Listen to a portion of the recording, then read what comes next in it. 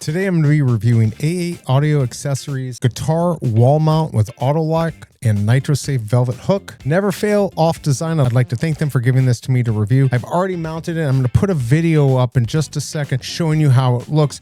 Very easy to put together. You're going to see right here you get the little base. You get 4 screws. You do get anchors if you need anchors. I suggest that, especially if you have expensive guitars. But I went ahead and just screwed it in. Then you got the actual hook. And this is really cool because when you put in the guitar, in my case a bass guitar, if it ends up being at an angle, it can actually work at an angle. And then these little levers here close and it just works really well. It does have a maximum load of 20 pounds. Also, what I really like is the beech wood components are made in the US. You'll see how I put the hook in and it turns. And then when you put the guitar, in my case, the bass guitar, it kind of leans a little bit and then the 2 levers lock it in. It's not going anywhere. Very, very nice. In fact, I wish I had like 2 more because I need to put 2 more up on the wall. Not only is it an Amazon choice, it gets 4.6 stars. It has only 126 reviews, but I've had other products from them and I can tell you they're very nice and they last and they do a great job. And last month, 100 plus of these were sold.